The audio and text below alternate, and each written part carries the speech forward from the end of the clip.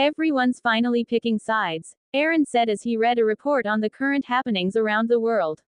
He knew that, soon, the big countries would begin negotiations on how they would divide the planet between them and exploit the resources in their territories for their own gain and, coincidentally, the formation of their individual forces. So why aren't you making an announcement of your own space force? Wouldn't that increase your citizens' morale and pride? Rena asked. She had already laid her eyes on some of the ongoing research projects in Lab City, as well as their mature discoveries, and she knew that nobody on Earth could catch up to Aaron in terms of technology. Not in a decade, and likely not ever.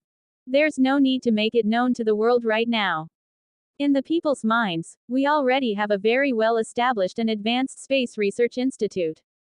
The moment we discovered aliens, and our discovery was backed up by other, more advanced, nations, that much was set in stone. Our lead in the current space race is already cemented, and everyone knows we already have experts in the field. So I expect offers to cooperate to start rolling in one by one for countries that can't afford to buy my tech, and offers to buy from countries that somehow still think I'll sell it to them, Aaron sneered. He was looking at the situation from the sidelines like a kid looked at ant colonies and was just waiting for the right moment to bring out his magnifying glass. Besides, do you really think he gestured at the invisible, them, waving his arm in front of him, would believe that we have the money to spend on research right now when we're dealing with the current UN sanctions? He jokingly added, eliciting a chuckle from his girlfriend. So I've been wondering over the past few days, what would have happened if the UNSC had agreed to your unification proposal without any hindrance? She asked. I would have kept my aspirations to the business world instead of world domination. While I would have still built a private navy to protect myself and my company's products, I would have just become the world's biggest businessman dealing in arms and black tech. Together with that, I would have released my VR simulation to the public earlier, to reduce the time and resources spent on R&D while keeping an eye on everyone else's advancements. I still would have been the ultimate winner regardless, but at the moment, does it really matter? Aaron had been positive at the time of the UNSC emergency session that his proposal would fail, but even with that, he'd still had a detailed backup plan in place in case things went contrary to his expectations. Rena remained silent for a while, thinking of the chance that her family and its wealth would exist following Aaron's eventual takeover. She ultimately came to the conclusion that the Rothschilds were unlikely to survive as they were, and that saddened her a bit. No matter how they had treated her, they were still her family. Still, she couldn't bring herself to ask Aaron to intervene on their behalf, because she knew that deep down, the Rothschilds were no different from the Morgans. While the Morgans had been the primary driving force behind the invasion of Iraq and the ultimate architects of the 2001 attacks, the Rothschilds had been responsible for their fair share of atrocities as well. For example, Operation Desert Storm in the 90s, the attack on the USS Cole in 2000, and more could be laid directly at the feet of the Rothschild family. At their very cores, the two families were identical in their way of doing things, and Rena knew that the only reason Aaron hadn't already acted against the Rothschilds was because they had yet to do anything to him that would require a response. Unlike the Morgans, who had signed their own death warrant the moment they began plotting against him. Although Aaron was no saint himself, and had done some very shady shit, he always had sound reasons for doing what he did. Reasons that didn't include personal enrichment, as the first, second, third, and fourth on the list, while increasing power and authority was 6th through 10th. Still, I'll try my best to salvage what I can of my family and change it for the better. So let the upcoming destruction suffice as punishment for what my predecessors did, in a cleansing fire that redeems what remains, she said to herself, her gaze focused on the garden in front of her. A euro. It didn't take long for Congress to wrap up their investigation into Gaia Technologies and direct the Department of Justice to open a case against them. The charges were violating U.S. antitrust laws, market manipulation, and multiple counts of copyright infringement. They were hoping to levy enormous fines and force their OS, or at least the core code it relied on, to be made public or risk being prohibited from doing business in the U.S. Plus, the fines would go a long way toward lining certain elites' pockets. The announcement of the case being opened came a few days after the public calmed down from the recent alien panic. It was perfectly timed to go mostly unnoticed by the general public, unfortunately, and the coalition of American tech conglomerates was doing their best to get it into the public consciousness. But as a result of the constant stream of news about the visitors, they decided to use the delay to formulate a more perfect PR plan to demonize the company. They would focus on preparing and spreading rumors about Gaia Technologies stealing and selling user data, and blaming them for doing everything that the public hated that the coalition themselves were guilty of. It would be a campaign of thieves crying theft. While that was ongoing, the government of Eden declined all offers to form a coalition with countries that were forming their new space forces and research institutes. Eden responded with the argument that they can't join a coalition that doesn't include every country in the world, as they would be remaining strictly neutral as per their standard diplomatic policies. Plus, they didn't want to deepen the division of the world along the rich and poor line, increasing the inequality between them and countries that couldn't afford to create their own. Nobody would want the leeches in their coalition, and the term would include Eden except that they had already shown their prowess and technology advantage by being the first to detect the incoming extraterrestrial object. That decision was met with different reactions. Some thought they were taking virtue signaling to a ridiculous extreme, as their lives were on the line, while others applauded them for condemning countries for doing things on their own and wasting resources that could have been used in a more efficient, united manner to avoid wastage and duplicate efforts. As a result of Eden's decision, the countries that had invited them decided to instead ask for the tech they used to discover the visitors, going so far as to word it in a way that implied they would be acting against the public good if they refused to donate their technology to the cause. Implied was the threat that the entire world would consider Eden to be the villains if they refused the fair and equitable offer of giving everyone something for nothing. On September 17, 2017, North Korea publicly detonated a hydrogen bomb as a weapons test. Given the general uselessness of radiation in space, as well as the lack of heat transfer, the general consensus was that space combat vessels would be armed with hydrogen warheads instead of regular fission warheads. While humanity, as far as they were aware, hadn't yet mastered controlled nuclear fusion, the uncontrolled variety was much easier and plenty destructive enough to be used as a weapon against aliens. 2 days later, while the civilized governments were busy threatening more sanctions against North Korea, they launched a ballistic missile that passed over Hokkaido, causing alarms to ring out in every country that had missile launch detection programs and nearly instigating a full-blown nuclear war. If it weren't for the incoming aliens, humanity likely would have self-immolated that day, especially since the ballistic missile test came only days after a public hydrogen warhead test. That day, the doomsday clock was set to 30 seconds to midnight from the relatively safe time of 2.5 minutes to midnight it was before the missile launch. Humanity was the closest it had ever been to doomsday. A euro. They're really pushing our limits, Trump said as he read a report about the mess caused by North Korea's test fires. Looks like when Eden helped them with their sanctions, it gave them the balls to do what they want. After all, more threats of sanctions against them is pointless with those fucking blockade runners from that third world shithole, Trump's new chief of staff, John Kelly cursed. Isn't China supposedly keeping their dog on a leash? As far as I know, North Korea is just China's attack dog. They let them bark and rattle sabers every now and then just to remind us that they could unleash them at any time, Trump asked. This time, even China seems to have been caught off guard, the CIA director reported. What do you mean by that? Trump asked. North Korea has been breaking free from Chinese control thanks to the coalition formed by Eden. In the past, China was responsible for 70% of their food and energy needs, so they had a leash to control them with. But now that they can get what they need from Eden, with no strings attached, they've been growing closer to Eden and away from China. That's why, we think, they've become bolder a euro. It's because the damn Edenians removed China's leash from around North Korea's throat. So you're telling me there's a chance things will get much worse than this? Trump asked. Most likely, yes, so long as Eden continues providing them what they need without strings attached. As long as that trade continues, North Korea can do whatever the hell they want. So let's remove Eden from the equation and let China put a shackle on their dog again. After all, those morons are incompetent, and the last thing we need is a war started by their missiles failing during the boost phase and falling on Japan, or worse, South Korea, Trump said after a moment of contemplation. How about we promise to remove the sanctions against Iran if they cancel their deal with North Korea? The aide from the State Department suggested. That won't work. They already know we can't do that on our own. It'll take a Security Council resolution, and right now, Russia would probably veto it just to muddy the waters further. Or worse, they'll want to trade our support for their slipshod plan, and that's the absolute last thing we need, the chief of staff replied.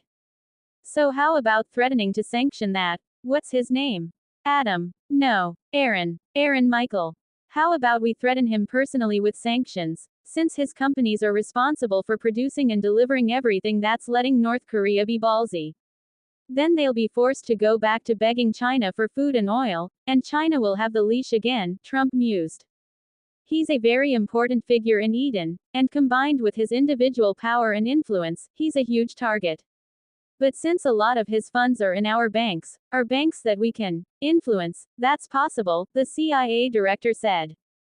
I don't think sanctions are a good thing at the moment, as we need their tech.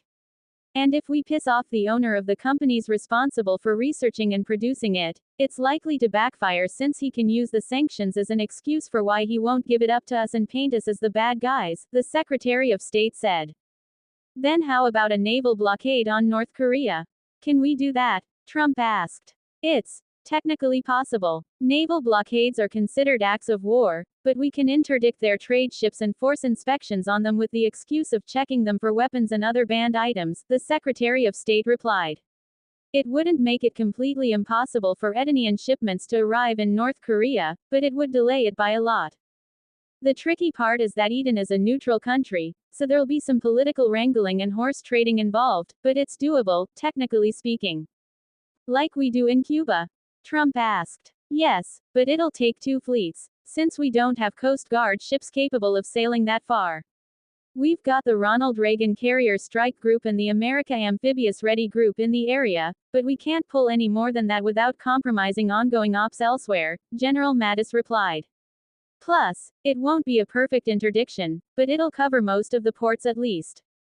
The discussion continued into the early afternoon as they worked out how the interdiction would be implemented, what they would be announcing to the public, and so on. A euro. Father, I think it's about time we start the final escalation act. We need to focus on the aliens, so it's high time we stomp Eden into the mud. There's a high chance the Rothschilds will try to stop our plans in Eden, like we did theirs in Yemen back then, so we should focus on building up public opinion against Eden now, George Morgan said. He had learned that the previous upswell in anti-Eden sentiment had fallen once the public's focus shifted to the incoming alien threat, which he considered a fine move on Eden's part. We need something huge, and on American soil, otherwise the people won't be angry enough to merit a military response. But it'll serve 2 purposes. First, it'll get our revenge against those peasants, and second, it can serve as the opening act to forcing takeovers in a lot of countries that are currently just wasting space and resources. And although the aliens are an opportunity, even if an unplanned one, we need to put those countries to bed within the next 2 years since we're on a timer, he mused. He was thinking along the same lines as many powerful governments were. It was time to reduce the cacophony of voices in the UN, or whatever the united government would be in the near future. And he wanted the first mover advantage. Let's frame up a bombing attempt on the 9/11 anniversary this year. It's the best time to unite people, as they're already busy remembering that particular masterstroke of ours, George suggested. The clowns are getting really bold, Aaron said, reading his weekly report. They're becoming variables that might disrupt our plan, sir. Are you going to stop them? Nova asked. I really should, since there's a chance they might start a war before we're ready for it, Aaron said. The missions he had ongoing hadn't been completed yet, and he would need them to be in order to set the stage for the fight for dominance among humankind. But do you think they'll listen to us? They've already distanced themselves from the Chinese, thanks to our trade with them. And since it's highly unlikely that China will accept North Korea's return, at least not without paying a price for their so-called betrayal, it's also highly likely that they would listen to us instead. They've already pressed a thumb on the scales in the wrong direction and seem to have not thought about the situation the entire world is in. Aaron mused as he came up with possible ideas on how to deal with the situation in North Korea without letting it devolve into open warfare before he was ready to take the stage. I think, based on the speed our forces are completing their tasks, we can risk North Korea's refusal.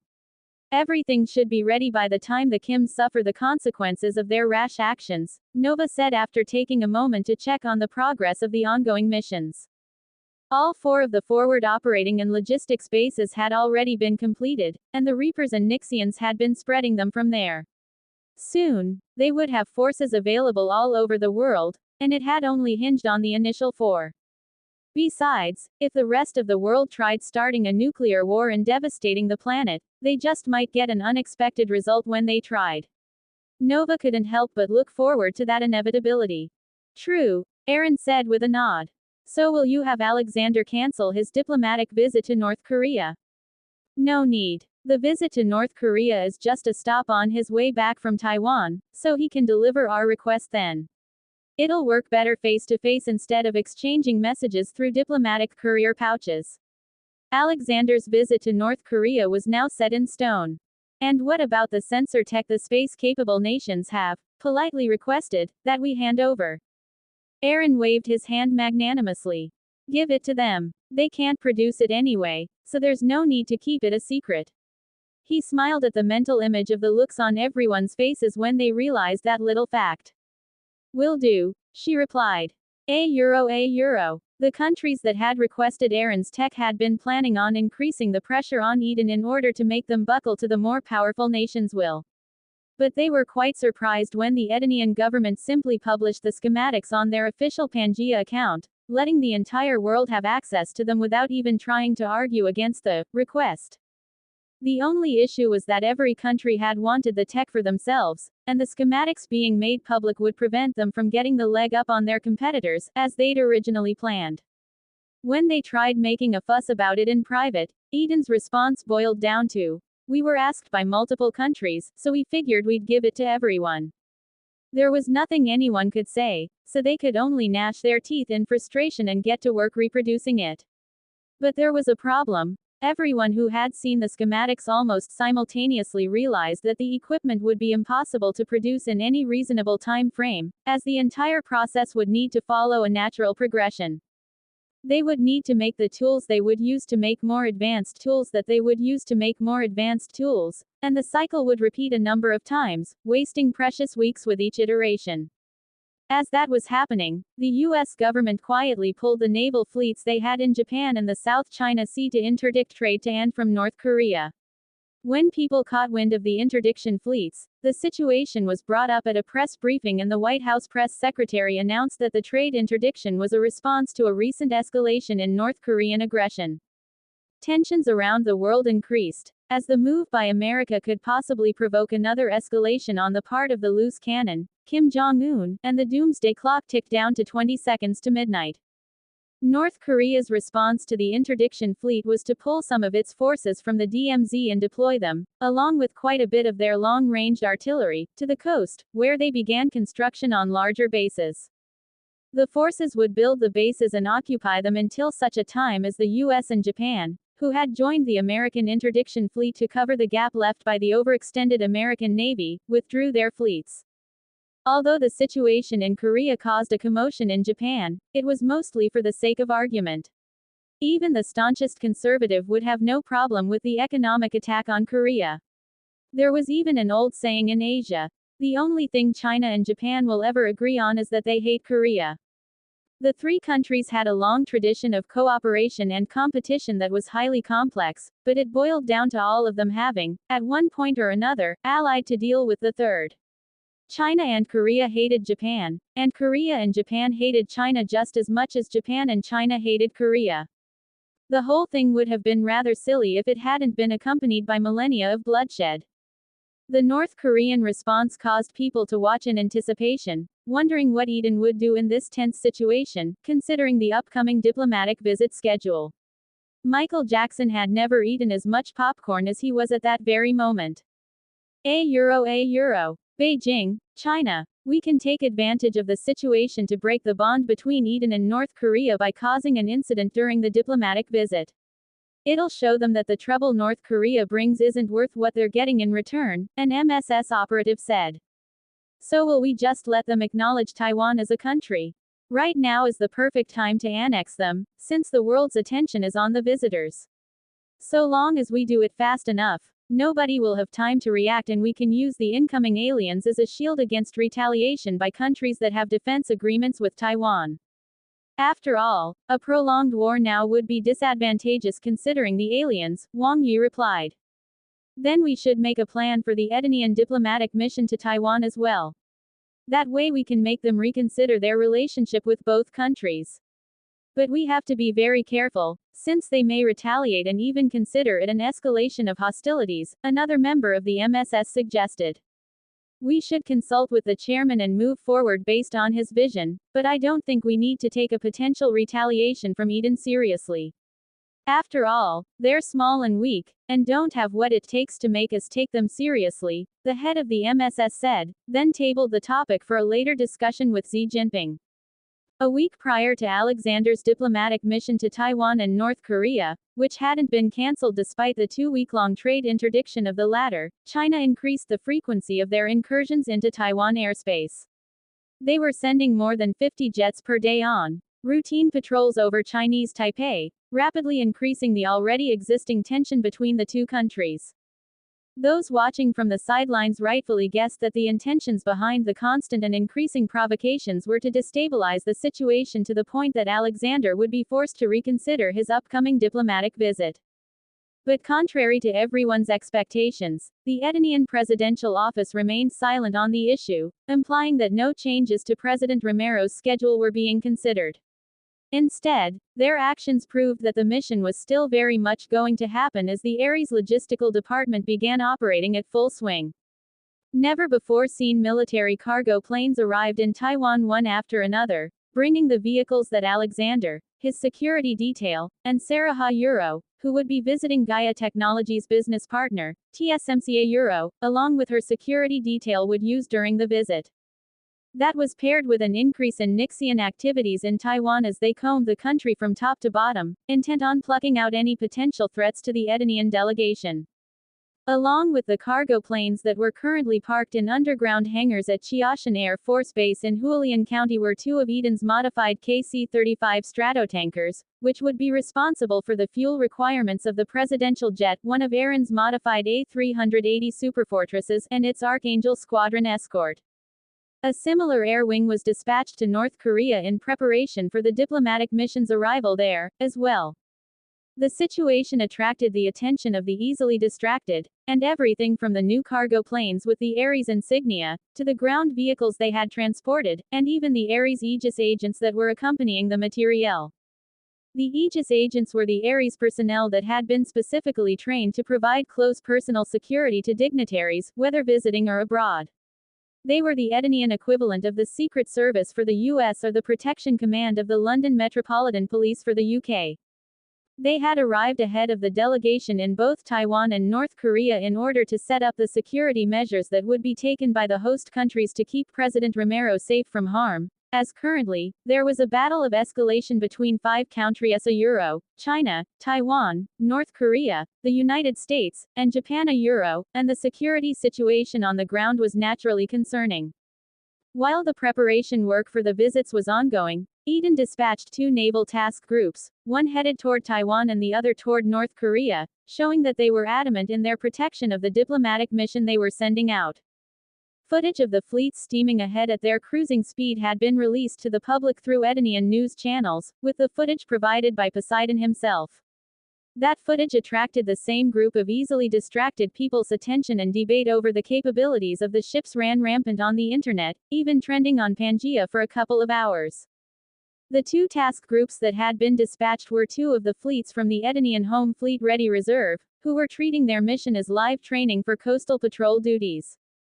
The spectacle that the Aeolus Air Force and Poseidon Navy were putting on caused many to speculate whether Eden was taking the opportunity to showcase their new vessels. If that wasn't the case, there was really no other reason to escalate the situation further than it had already been, which would mean that Eden was rattling sabers. During the Edenian press briefing directly following the publicity blitz, the press secretary was asked about the deployment orders. The press secretary responded, "We are doing everything within our power to ensure President Romero's safety during his upcoming diplomatic visits to the Republic of China and North Korea. Just because we maintain our neutrality does not mean that we won't respond to blatant provocations, no matter the source." Ed note. China is the People's Republic of China. Taiwan's official name is the Republic of China. There's a long, complicated history between the two, but Taiwan is actually just a city in the ROC. China, the PRC, refers to it as Chinese Taipei, and Asian netizens from China and Taiwan refer to each other as East and West China during flame wars. A euro. Eden's action, along with their reveal of new ships and jets, had caused many headaches to countries that couldn't believe a third world shithole like Eden could have hidden that much. They were still trying to come to grasp with any country that could hide such huge fleets without being discovered until they were purposefully revealed. Together with that, and with the Edenian incursion into Indonesian waters, everyone was racking their brains trying to at least estimate how powerful each of the ships in the task groups were. Based on the frigates, powerful guns alone, the other, bigger ships were absolutely terrifying. Still, not many countries were too worried, as they believed there was no chance that Eden had mature technologies other than their guns, which think tanks had already come up with a solution for. Thus, they were either faking it, or using experimental technology, which everyone knew was extremely prone to failure. They obviously hadn't learned their lesson from the consecutive launches of the Panopticon satellite network, or the more recent launches that set up deep space observatories in 4 of Earth's 5 Lagrange points. Nobody was sure who had said it, but the common consensus among people that were paying attention to the rapidly developing nation was that Eden needed to be nipped in the bud before they grew capable of causing serious trouble to their betters. Thus, Eden had acquired a very large target on its back.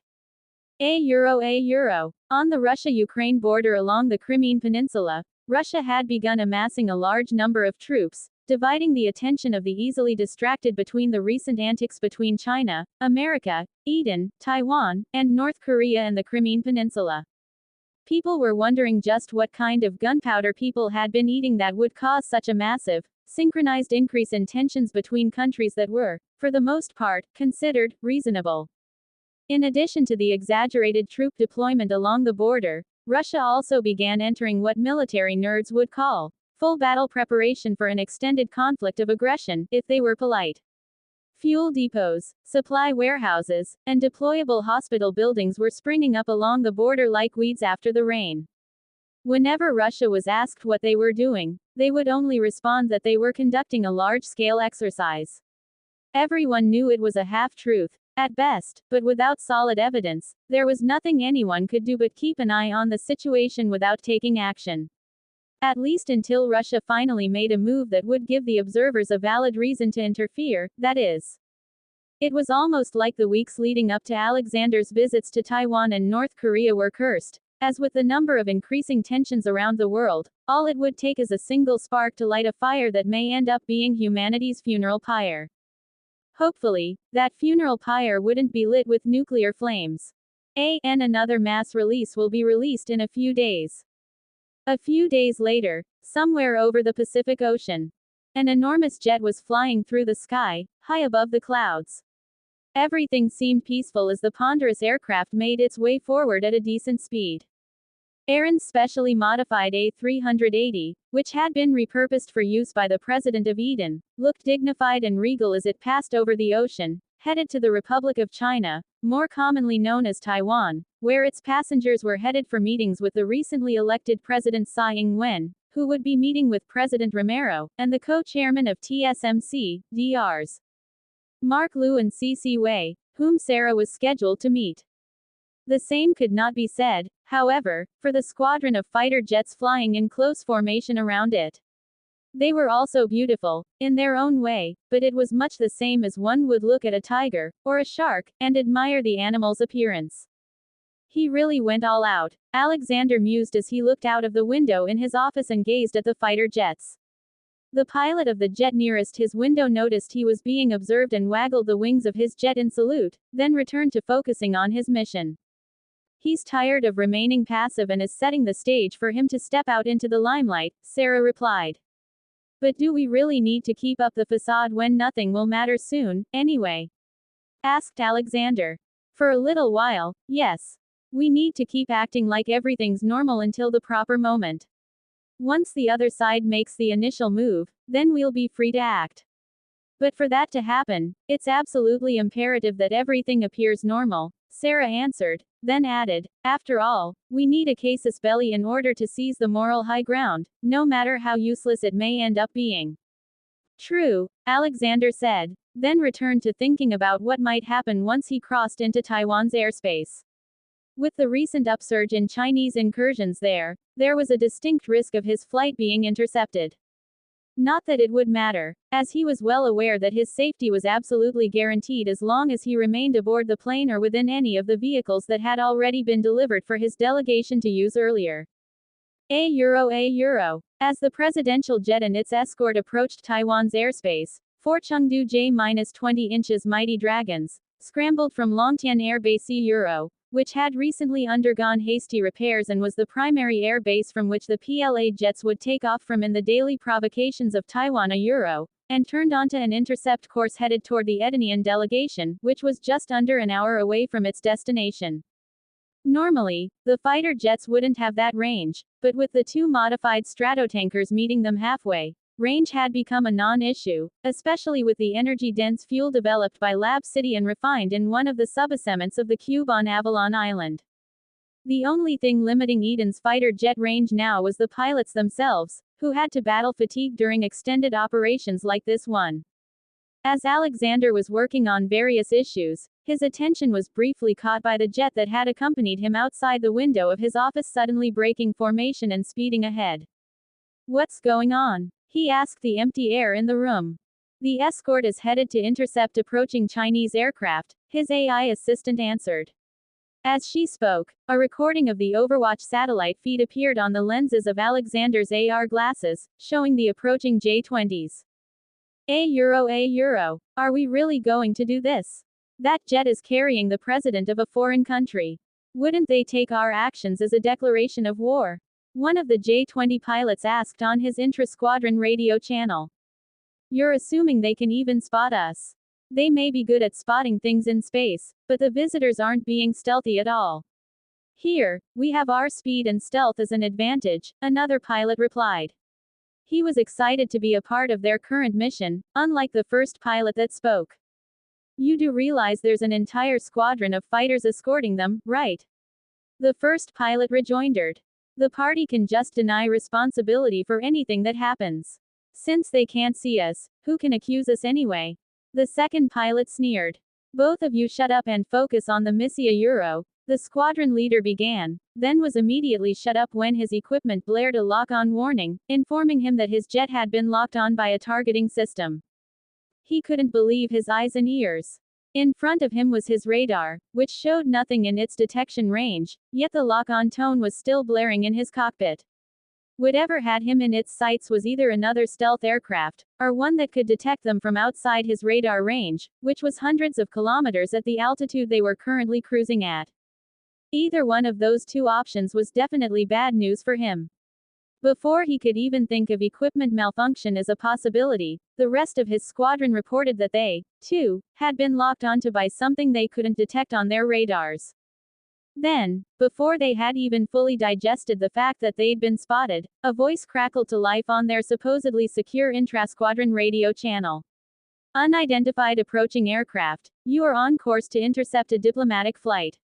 You have 30 seconds to change course or you will be forced to do so. The broadcast then repeated in Chinese, showing that whoever had spotted them had also identified them. I repeat, change course immediately, or you will be forced to do so. This is your first and final warning, you have 30 seconds to comply. The moment the second broadcast ended, more alarms blared in the cockpits of the stealth fighters as the number of lock-ons increased and their radars finally pinged. But the only thing showing on them was a single large jet, the Edenian Presidential A380. All 4 Chinese pilots found the entire situation surreal. They were being locked onto by invisible attackers. The squadron leader wasted no time and ordered, "Mission abort. Abort, abort, abort. Change course immediately and return to base. All contact command on the way."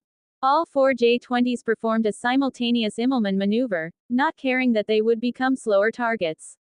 They had already been targeted when they were flying in stealth, so who cared if they slowed down? What was more important was getting back to Longtian with their little lives intact, as well as the expensive stealth fighters they were piloting. Once that had been accomplished, they could contemplate what the hell had just happened. Thanks to the early interception of the Chinese J-20s, the presidential jet's trip was smooth. They hadn't faced any further interference during the last 45 minutes or so of their approach and landing. Once Eden 1 had landed, the fighter escort refueled and, with the permission of the host country, took up patrol duties for the duration of the diplomatic visit in order to prevent any incursions that could possibly threaten Alexander or Sarah. A euro. As the Edenian visit was beginning, complete with all the pomp and circumstance surrounding high-level diplomatic missions, an entirely different atmosphere prevailed in the offices of the military leadership of China. They had received the debriefing notes on the short, but significant, encounter with the Edenian fighters near Taiwan and were scrambling to figure out exactly what had happened, and how. Their brand new stealth interceptors had been intercepted. And not only that, they were locked on by a targeting system from enemies that they couldn't even detect. It was a great loss of face for a country that placed great value on their national prestige. So you're telling me they discovered us, but we failed to discover them? Xi Jinping asked as he slapped a folder onto his desk and massaged his temples with his other hand. Yes, leader, that seems to be the case, the Minister of National Defense answered. Do you believe it? Xi asked. Based on the pilots' expressions during their debriefing, and the flight recordings, that seems to be what happened. But it's still difficult to believe that we couldn't discover their planes when they're flying the same Russian Su-35s that we're already intimately familiar with. After all, we have some of those, too, so we know for a fact that we can see them on our radars, the minister replied. In order to escape the blame, he would just give the president all the information he had at hand and allow him to come to his own conclusion. That way, if that conclusion were to later be found incorrect, it wouldn't be the minister's fault. He was definitely a seasoned politician and had vast experience with buck passing. Apparently, they've modified their jets to make them invisible to radar. That isn't a good thing at all. They're currently patrolling Chinese Taipei, so if we continue our air incursion plan, the head of the MSS began, then paused to take a deep breath. They'd be well within their rights to shoot our jets down with the justification that they pose an imminent threat to their president. They're only required to give a single warning before firing, since they've been granted permission by the government to be there, he finished. Xi Jinping's face darkened. So we can't continue our incursions for now? He asked. Unfortunately, no, the Minister of Defense answered. I'll add that to the list, Xi Jinping said with a frown. Right now, we still have a use for the Edenians. Taipei gave them permission to patrol their airspace, right? Yes. Xi Jinping turned to the Minister of National Defense and said, find some martyrs among our pilots. They have a final job to do.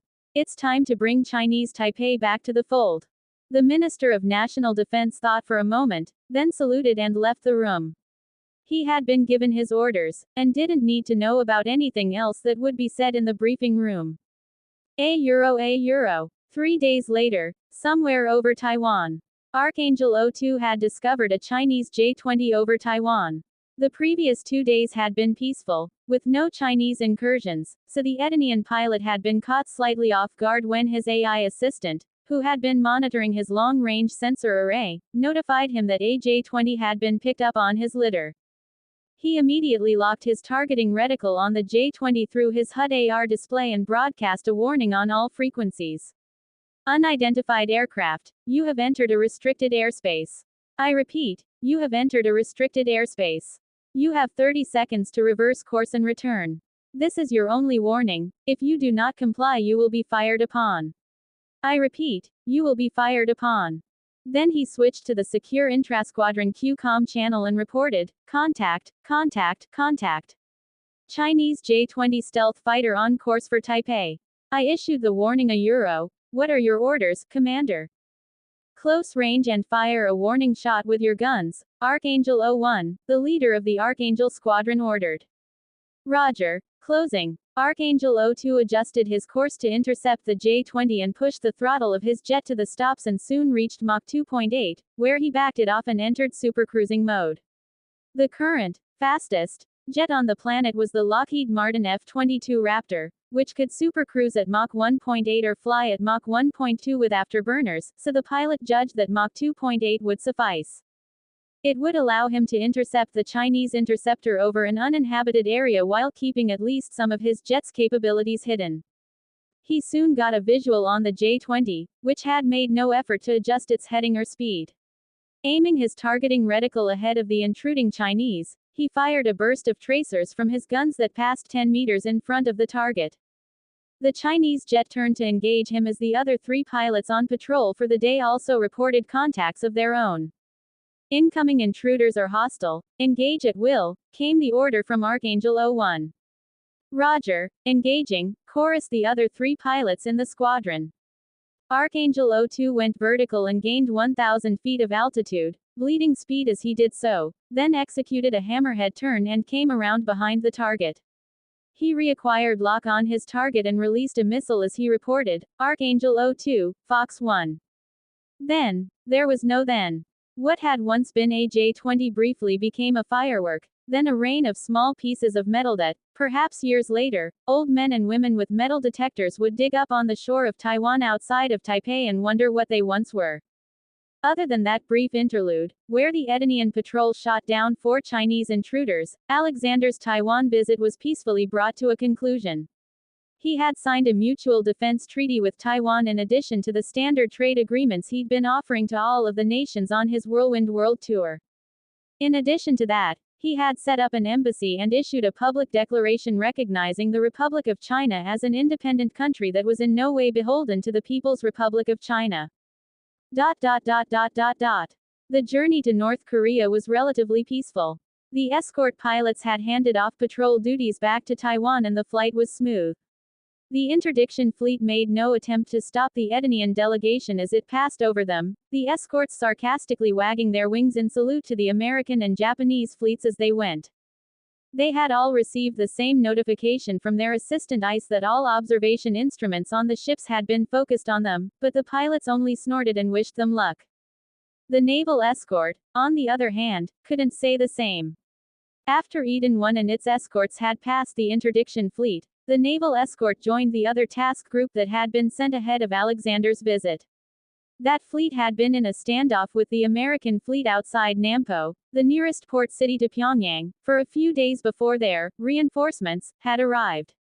Heedless of the tension on the sea, Alexander's delegation smoothly landed at the Korean People's Army Air Force headquarters in Pyongyang, where they were met by the Aegis team that had been sent ahead prior to the Taiwan visit. The Aegis team leader that had been in country longer pulled the presidential Aegis team leader aside for a briefing on the situation as Alexander stepped into his car in the Edenian motorcade and, with his extra security team, headed toward the Mansudi Assembly Hall. Unlike the relatively peaceful and enthusiastic reception Alexander had received in Taiwan, an almost palpable sense of tension hung in the air here. Even the weather seemed to agree, as it was unseasonably cold, overcast, and windy. He left his car, dressed in a midnight blue suit and a black greatcoat that hung from his shoulders to his knees and topped everything off with a striped wool scarf in the colors of the Edenian flag. He put on his best professional smile and waved for the flashing cameras of the state media, who were there to document Kim Jong-un's first visit from a foreign dignitary. Welcome to the Democratic People's Republic of Korea, President Alexander, Kim Jong-un's sister greeted in passable English. Thank you, Miss Kim. Alexander shook her hand, then gestured for her to join him as they entered the assembly hall. A euro. A few hours later in an underground bunker, somewhere near the DMZ. A North Korean general answered a red phone on the first ring. His sole job for the past 3 years had been to sit in that office and stare at the red phone on the desk in front of him. There was nothing else in the room, no computer, no cell phone, nothing. Only a desk, a chair, and a hanging light fixture marred the dreary gray reinforced concrete of the windowless underground room. An ashtray that was overflowing with cigarette butts was on the opposite side of the desk, accompanied by an opened pack of counterfeit Wonghelo Shanliang band cigarettes. Yes, I understand. Yes, sir. Right away, sir. For the unification. He stood and saluted, then disconnected the call and dialed a new number, one that he had memorized years before but had never needed to dial, until today. When the voice on the other end of the phone answered, he said one word: fire. Then he lit a cigarette and sat back in his chair. They may be counterfeit, but they still reminded him of home. Within minutes, almost 10,000 guns and MLRSs of the Democratic People's Republic of Korea Army simultaneously pulled their triggers. Other than the 4,000 pieces of self-propelled artillery that had been moved to the coast to fend off the trade interdiction fleets of the United States and Japan, the rest of the over 14,000 guns were still trained on South Korea. The guns spoke, shaking the very ground they were braced upon. It was the first round of shots in nearly a century of ceasefire between North and South Korea, but it would not be the last. Mansudi Assembly Hall, North Korea. We'd like to see a reduction in your country's aggression, President Kim. It's making it very difficult for us to support you at the moment, Alexander said once the diplomatic greetings were done and the small talk was over. It was time for the meat of the conversation. Are you telling me what to do with my own things? Kim Jong-un growled. As the diplomatic translator struggled to come up with a polite translation for that, not knowing that Alexander was already hearing a real-time translation thanks to his glasses AI assistant, Kim Jong-un continued under his breath, "Who did this guy think he is? He has no right to order us around." He thought he was quiet enough that nobody would hear what he was muttering to himself, but it didn't go unheard by the ears of the genetically enhanced Alexander, his translator, a Euro, who was in actuality a Nixiana Euro, or anyone else from the Edenian delegation for that matter, who all shared the genetic enhancements that Alexander enjoyed. They all stopped what they were doing and turned to look at the North Korean dictator, causing him to go quiet and wonder why they were all looking at him. Listen here, President Kim, Alexander began in fluent Korean. Kim Jong-un froze, finally realizing that all of his veiled insults had been understood by the man across the table from him. While the entire world was punishing you for your violations of human rights, your insane measures to keep yourself in power and threaten the world, your greed, and the draconian measures you instituted to keep yourself in power by pushing your own people into starvation, we, the people of Eden, chose to come to your aid. We, the people of Eden, chose to provide you the resources you need. We, the people of Eden, chose to uplift you and your people. We, the people of Eden, did that. Not China, not any other nation, not any charitable organization, but us. He paused for a moment, allowing Kim Jong-un to digest what he was saying, then continued, "But you've been losing your reason as you shuffled off the shackles of Chinese control. You slipped your leash and immediately attempted to prove that you were exactly what the whole world believes you to be. A mad dog kept on a leash by China to prevent it from biting any and everyone it saw. You detonated a fucking hydrogen bomb, President Kim, and you announced it to the entire world.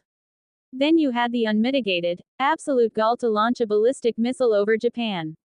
A country which, may I remind you, is the only one to have ever suffered a nuclear attack. Did you stop to think, even for a microsecond, about the fucking consequences? Did you think that we," Alexander gestured to himself and the other Edenians in the room, "would support your insane actions?" "A Euro," Kim Jong-un began, still shrinking back under the unseen pressure that Alexander was emanating. Whatever he was about to say would forever remain unsaid, however, as the door of his office hit the marble floor with a bang and Alexander's Aegis team rushed into the room. The leader of the team, Antonio Espinosa, moved to Alexander's side and whispered, "Sir, it's time to unass this place. We have to go, now." Then, uncaring of the optics of the situation, he picked the Edenian president up and put him on his shoulder like a sack of potatoes and rushed out of the room surrounded by the rest of his team, who were pushing Kim Jong-un's Praetorian guards aside. The position Alexander was in was a little undignified, sure, but he wasn't trained to the same standard as an Aegis guardsman. If bullets started flying, the Aegis team needed to react as a single unit in order to protect him. After all, being embarrassed would be better than being shot. Had the Praetorian Guard received the same news as the Aegis team did, the chaotic evacuation would have raised even more of a commotion. But with the constant monitoring of various ISA Euro, barring Panoptes, as the cloud cover impeded the eyes of the Panopticon in the Skia Euro, the Edenians were the first to receive the news that North Korea had broken the nearly century-long ceasefire between them and South Korea. The shit had hit the fan, and the Aegis team would think later. Right now was the time for them to act. The Edenians left chaos in their wake, the floor behind them littered with groaning North Korean Praetorian guards and the hallways ahead of them rapidly filling with more. Soon, a gun was drawn and the guard that drew it shouted at the Aegis team to halt. Antonio looked to his left and nodded to the embedded Nixian. She took a large stride and flipped over the head of the Aegis member in front of her, landing atop the guard with the drawn weapon and riding him to the ground, where she swiftly rendered him unconscious and began tearing through the Praetorian Guard in front of her like a tornado through a trailer park. While she refrained from using lethal moves, the trail of destruction she left behind was rather impressive. A single woman had left behind nearly as many bodies as an entire Aegis team had up to that point. The main difference was that the bodies the Nixian left were silent and unmoving in their unconsciousness, while the guards dropped by the Aegis team were groaning and rolling around in pain. The chaos lasted for a few minutes longer, then suddenly came to a screeching halt as, in one synchronized movement, nearly every Praetorian guard raised their hand to their earpieces and their faces paled. They had obviously received the news that they had fired on South Korea and had bigger proverbial fish to fry. Shield Espinosa called the Nixian back and the team stood to the side of the hall, gesturing back the way they had come. He figured it would be faster if they let the 100,000-strong Praetorian Guard get out of his way on their own than fight his way through the lot of them. Soon, the corridors of the Mansudi Assembly Hall were empty of all but the Edenian delegation, who swaggered out of the hall's front doors and into their waiting convoy, where they were joined by the pilots of their jets. It was a shame, but the hardware could not be left behind, so the miniaturized atomic printers in each of the jets executed their last orders and printed a large scuttling charge. The charges detonated in good order, ensuring that none of the advanced technology contained in the 14th generation fighters or in the presidential A380 would be recoverable. Though that was just a camouflage measure, as the advanced technologies had already been decomposed and used as the raw material for the scuttling charges themselves. What was left behind after the decomposition and explosion was nothing more than the airframes of the jets themselves. Sukhoi Su-35s, a KC-35 Stratotanker, and an Airbus A380.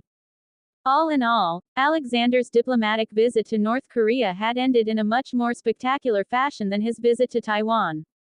While the Edenian delegation was evacuating from the Mansudi Assembly Hall, an entirely different confrontation was in progress a few dozen nautical miles outside Nampo. Edenian vessels, this is the USS Ronald Reagan. You are entering interdicted waters and I hereby order you to stand down for inspection. I repeat, stand down for inspection. The Edenian task group continued steaming forward at a rather impressive speed, from the perspective of the American vessels between them and North Korea. USS Ronald Reagan, this is the EV Sigurd. We are not a trade fleet and thus were not subject to your illegal trade interdiction of a sovereign nation in the first place. We're currently on course for Nampo, where we will be onboarding our diplomatic mission in light of the recent resumption of hostilities. Belay your order and get out of our way or there will be trouble, Home Admiral James Holbrook replied from the flag bridge of the Sigurd. It's finally kicking off, Aaron said as he caught up to the news. And at the worst possible time, Nova said. The weather was being very uncooperative, with the unusual cloud cover over most of North Korea preventing the Panopticon network from acquiring solid visuals of the ground. They still had other options, like thermal and infrared, but the thick cloud cover was still making it impossible to determine what was what. Where's Alexander? He asked. He had received the news of North Korea unilaterally violating the ceasefire minutes after it had occurred, but had to rely on reports, rather than visuals, to determine what exactly was going on at any given time. The presidential Aegis team is currently en route to Nampo for a sea evac. Without the Stratotanker in the air ahead of time, they had to scuttle the air assets and evacuate by sea. Luckily, Nampo is only a few dozen kilometers from Pyongyang, so it shouldn't be long before they're safely aboard the EV Hrothgar and headed back. Nova brought up the feed from one of the Aegis soldiers, then split the screen and displayed a progress map on the other side. North Korea had almost no cars and relied mainly on bicycle-driven rickshaws for transportation, which were easy to dodge and wouldn't be able to jam the entire street like cars could. Thus, the evacuating delegation was making good time on their way to the port, where they would board the waiting Edenian submarine and begin the long journey home. That's good. Keep an eye on them and let me know if their situation changes. He turned his head and said, Nix. The shadows in the room gathered into a human shape, which resolved into the mother of spies. You called, sir. Our work is done in North Korea, right? He asked. Yes, my children finished their missions and have already been exfiltrated. Nothing too out of the ordinary happened and it's all been dealt with, she replied, thinking of the reasonably few smoking craters left by the exfiltrating Nixians. Nova, call for a council meeting, Aaron ordered. A few minutes later, the Edenian council appeared in the meeting room. They must have immediately logged in after receiving the order, since the time dilation in the VR was relatively high and it had only taken them minutes, not hours, to appear. Aaron caught them up on the situation and informed them that the presidential delegation's evacuation from North Korea was in progress, then left them to draw up plans for their individual ministries based on the resumption of hostilities in Korea and the situation brewing in Taiwan. He nodded to Nova and the two of them disappeared. Nix had already left earlier. Aaron appeared in Ares command and began issuing orders. Raise our status to alert level 2. I want Ares, Aeolus, and Poseidon to be ready for immediate mobilization. Cancel all leaves and call every soldier back to duty stations. Home fleet is to increase patrols and send out the reserve. Order all transport convoys to flank speed. I want our cargo ships and merchant marine back as soon as possible. He continued issuing order after order for quite some time. In a nutshell, the entire military was to be ready for anything within 2 hours real time, and the trade convoys had been ordered to submerge if they were intercepted. There would be no point in preserving his capabilities if it cost him experienced ship handlers. After all, no matter how accurate the simulation was, reality would always differ and experience still mattered. Yes, sir, the military leaders chorused, then logged out to deal with what needed to be done in reality. The ice could handle everything else. A euro. White House Situation Room. Trump had been pulled to the Situation Room moments after being signaled to wrap up his weekly press briefing and had been informed of the unfolding situation in Korea.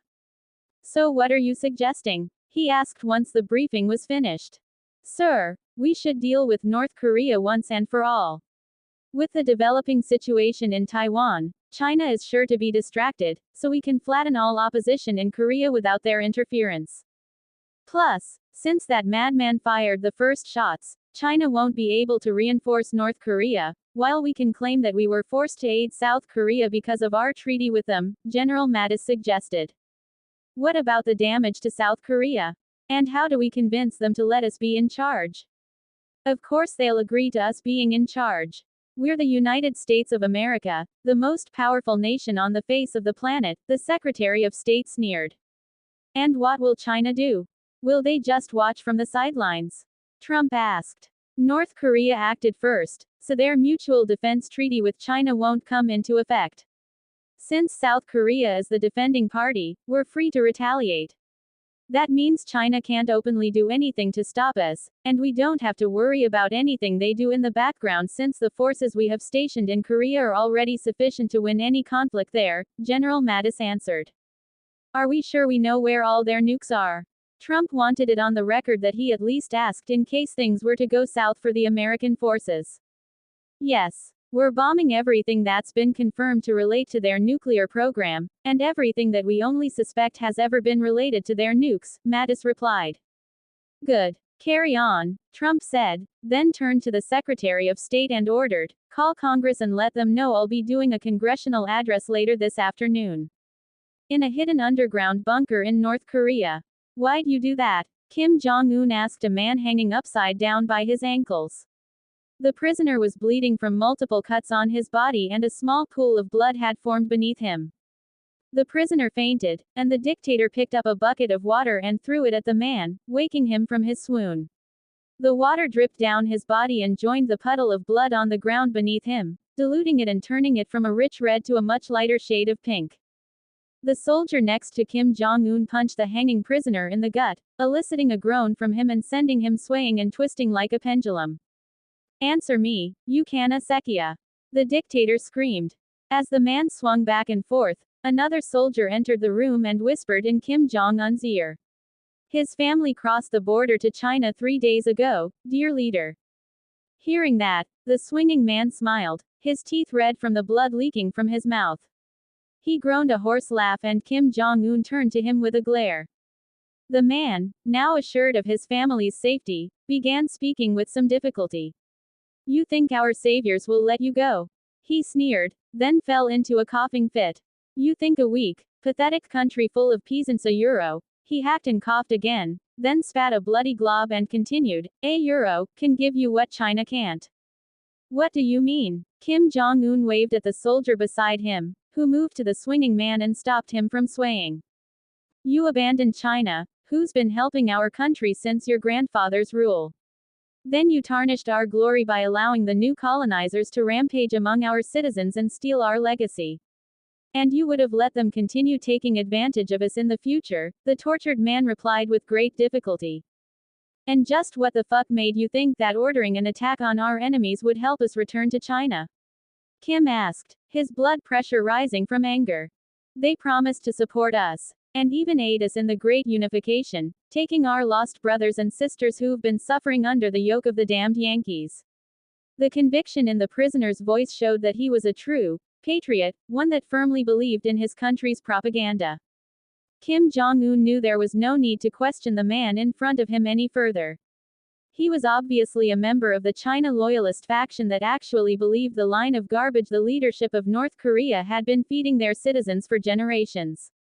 His face twisted in a rictus of rage, he picked up a nail-studded baseball bat and hit the prisoner's head with it until it burst, splashing blood and brain matter everywhere in the dimly lit underground torture room.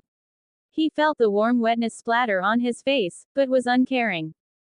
He dropped to his knees and raised his fists in the air, then screamed his frustration to the heavens, but his anger didn't decrease at all. Although he might look like he wasn't that intelligent, he was actually quite cunning and knew that the dead man in front of him had sealed his country's fate. And rather more importantly, the fate of his family with it. He was more than certain that China would never come to his aid, as their treaty only covered unprovoked attacks on them, not attacks that they had provoked themselves.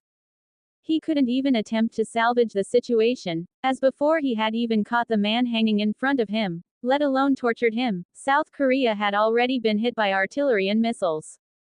The estimated casualties had already crossed the 500,000 mark since the barrage had landed hours before, and now he couldn't even attempt to explain anything. There was no way South Korea would listen to a word he said.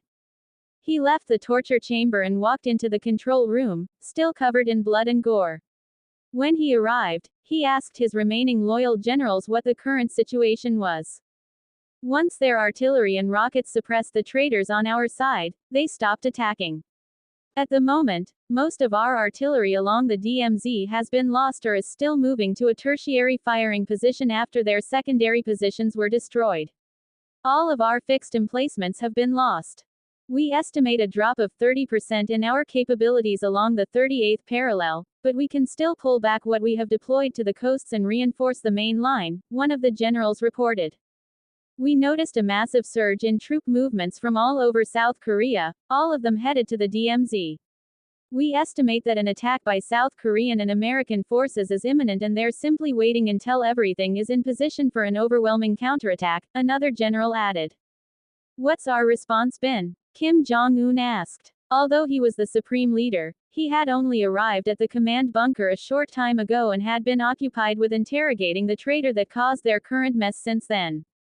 So while he understood the general picture, he still needed more details to fully understand just how fucked they were. The moment we received word that we'd opened fire, we immediately ordered them to cease fire. Then we ordered all of our mobile artillery platforms to move along their designated fire avoidance route and take up alternate firing positions. The South Koreans have so far been busy trying to destroy our long-range attack capability, so our casualties are fairly low at the moment. Most of our losses are in materiel, not personnel, the first general reported. He had preserved most of their capabilities, but the losses were still heavy and he was unsure of his future at the moment. We also ordered the mobilization of our entire submarine fleet. They were caught unprepared and are currently onboarding their crew and taking on supplies for an emergency deployment, the admiral in charge of North Korea's Navy reported, feeling somewhat ashamed of their lack of preparedness. Our Air Force is at max readiness and the pilots can scramble at any time, the general in charge of the Air Force reported. His was the only force that had been ready when the hostilities had resumed between North and South Korea. Good. Now that everything's coming together, someone get me a line to Seoul. I want to see if there's any way to salvage the situation. There's no harm in trying, at least, Kim Jong-un said with a speck of hope in his heart. He wanted to avoid an all-out war, as he knew there was no way the current situation would end well for him. We've tried establishing communications, but it seems like this time they're the ones that cut the line, the diplomatic attaché butted in, his voice lower than the general's as he reported. What about China and Russia? The dictator followed up. Russia offered to sell us arms and ammunition. China said they would reinforce their border with us and only act once our enemies come close to that line. They offered you a safe place to evacuate to, and our citizens in the north are currently rushing toward the border as refugees. Fuck, the North Korean leader whispered. He knew they were almost perfectly fucked. Contact America and he issued instructions to his diplomatic attaché as he considered his options. Various plans and counterplans were coming to his mind and he spoke without a filter about things including potentially going so far as to launch a nuke at the American fleets that had upgraded their mission from interdicting trade to blockading the North Korean ports entirely. In this moment, the emergency situation had forced his mind into overdrive and he could almost feel himself slimming down from the calories his brain was burning as it churned out countermeasure after countermeasure. As long as he could hold off the American response, he could salvage the situation. North and South Korea alone were mostly balanced in capabilities, and with the devastating first strike his traitorous general had ordered, he would have the advantage if America would only stay out of it. After all, if he was forced to flee to China, or even Eden, he wouldn't be able to guarantee his standard of living would remain at its current exaggerated heights. Prepare a speech. I need to announce a lockdown to keep our peasants from fleeing to China. Add in some propaganda about our upcoming glorious victory against the cowardly enemy that surprise attacked us, he ordered. Yes, dear leader, the attaché responded, then left the room to carry out his orders. Kim Jong-un turned to his second-in-command and ordered, "Send 3 girls from the pleasure squad to my room. I need to calm down and think of other plans." He rose to his chair, feeling like he had sweated out 3 kilograms of weight, then paused and turned around. Where did the Edenians go? He asked. He finally remembered the arrogant president of Eden and the provocations he had suffered, along with the pressure he'd felt that had made him shudder in fear. We aren't sure. Our last report had them on the road headed toward Nampo, but we lost them when they crossed the Pyongyang city limits. As for their jets, they were reduced to salvage by scuttling charges, the head of the Reconnaissance General Bureau reported. Hearing that, the North Korean dictator sneered and left the command center, headed toward his quarters. He wouldn't waste time caring about the shitty Edenian president now that he had something more important to deal with. While the North Korean dictator was relieving his stress, his generals were working to carry out his orders as if their lives were on the line. Considering the Kim family's history, the North Korean military leadership wasn't entirely wrong in assuming that their heads would roll if they failed. And as all of that was going on, China was also making movements of its own. Their aircraft carriers, the Liaoning and the Shandong, were being loaded with ammunition, aircraft, and sailors despite not even having been commissioned yet. But that was just one of the many things happening in China. Convoy after convoy of tanks, supply trucks, and trains filled with soldiers were headed toward Fujian province. As they arrived, they were sorted, equipped, armed, and loaded into transport ships that would soon be carrying them across the Taiwan Strait. While the transport ships were being loaded, China's Air Force also kicked into high gear. Their Airborne Warning and Control System (AWACS) equipped jets were scrambled and took off, taking up patrol routes just on the edge of Taiwanese airspace. Their J-20 Mighty Dragon stealth fighters also increased their daily incursions over the helpless Republic of China, ensuring that nothing at all could be hidden from the People's Republic of China in preparation for their invasion and ultimate annexation of the long-contested territory. As for China's ICBM program, it was also spinning up. All of their ballistic missiles had been tested and verified as properly working. The only thing remaining was to arm them with warheads, either conventional or nuclear. At the same time, their air and missile defense systems were also undergoing a rapid cycle of self-testing and maintenance, ensuring that their defense was as airtight as it was possible to make it. Although the movement of the People's Liberation Army was objectively enormous, the truth was that it was only about 10% of their forces.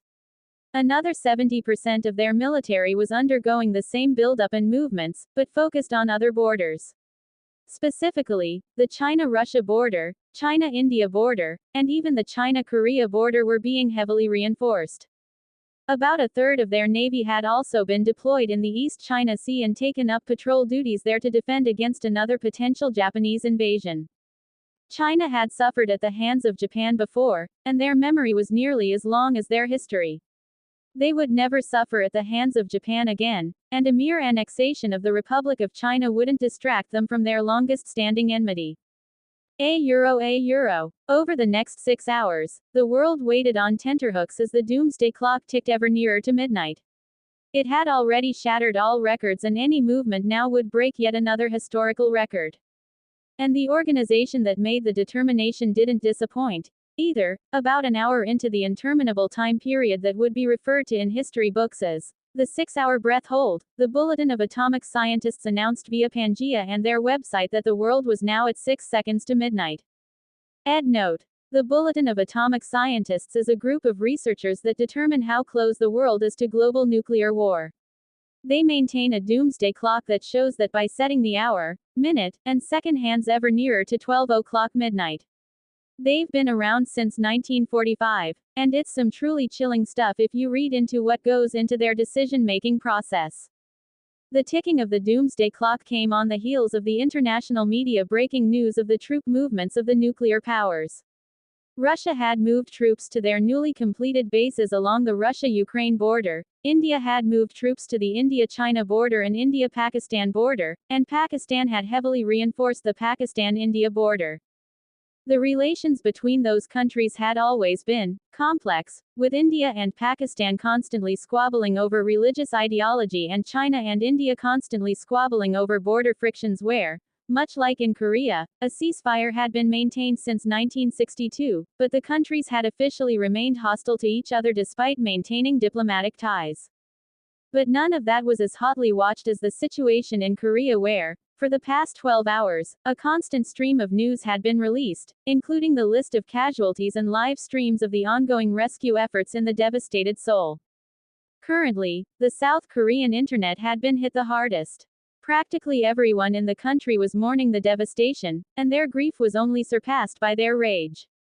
Rage that was being aimed directly at North Korea by people lurking in the shadows and hoping to gain something during the chaos of the renewed conflict on the Korean peninsula.